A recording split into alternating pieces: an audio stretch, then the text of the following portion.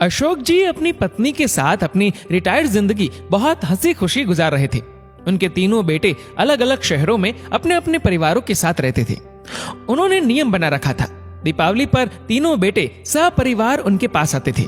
वो एक सप्ताह कैसे मस्ती में बीत जाता था, कुछ पता ही नहीं चलता था। कैसे क्या हुआ, उनकी खुशियों को तो मानो जैसे किसी की नजर ही लग गई। अचानक शीला जी को दिल का दौरा पड़ा। एक झटके में उनकी सारी खुशियां बिखर गई। तीनों बेटे दुखद समाचार पाकर दौड़े आए। उनके सब क्रियाकर्म के बाद शाम को सब एकत्रित हो गए। बड़ी बहू ने बात उठाई, बाबूजी, अब आप यहाँ अकेले कैसे रह पाएंगे? आप हमारे साथ चलिए। नहीं बहू, अभी यहीं रहने दो, यहाँ अपनापन लगता है, बहुत सी यादें। कुछ कहते कहते वो चुप से हो गए। बड़ा पोता कुछ बोलने को हुआ, उन्होंने हाथ के इशारे से उसे चुप करा दिया।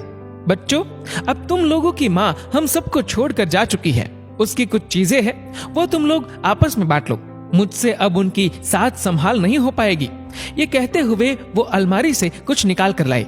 मखमल के थैले में बहुत सुंदर चांदी का श्रृंगारदान था। एक बहुत सुंदर सोने के पट्टे वाली पुरानी रिस्ट वॉच थी। सब इतनी खूबसूरत चीजों पर लपक से पड़े। छोटा बेटा जोश में बोला, अरे ये घड़ी तो अम्मा सरिता को देना चाहती थी।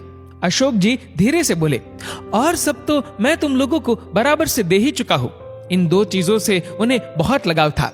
बेहद चाव से कभी कभी निकाल कर देखती थी, लेकिन अब कैसे उसकी दो चीजों को तुम तीनों में बांटू। सब एक दूसरे का मुंह देखने लगे। तभी मंझला बेटा बड़े संकोच से बोला, ये श्रृंगारदान वो मीरा को देने की बात करती थी।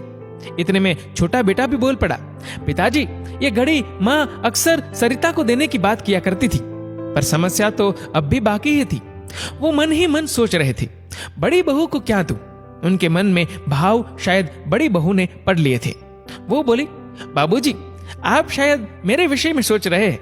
आप श्रृंगारदान मीरा को और रिस्ट वॉच सरिता को दे दीजिए। अम्मा भी तो यही चाहती थी। पर नंदिनी, तुझे क्या दूं? समझ में नहीं आ रहा। आपके पास एक और अनमोल चीज है, और वो अम्मा जी मुझे ही देना चाहती थी। सबके मुंह हैरानी से खुले के खुले रह गए। दोनों बहुएं तो बहुत हैरान परेशान हो गई। सब सोचने लगे, अब कौन सा पिटारा खुलेगा। सबकी हैरानी और परेशानी को भांपकर बड़ी बहू मुस्कुराकर बोली, वो सबसे अनमोल तो आप स्वयं है बाबूजी। पिछली बार अम्मा जी ने मुझसे कह दिया था, मेरे बाद बाबूजी की देखरेख तेरे जिम्मे। बस अब आप उनकी इच्छा का पालन करें और हमारे साथ चले। पेड़ बूढ़ा ही सही, आंगन में रहने दो, फल न सही छांव तो अवश्य देगा। ठीक उसी प्रकार माँ बाप बूढ़े ही सही, घर में ही रहने दो। दौलत तो नहीं कमा सकते, लेकिन अपने बच्चों को संस्कार अवश्य देंगे।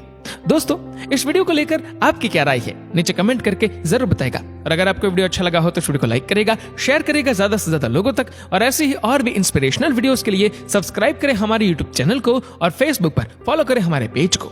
धन्यवाद।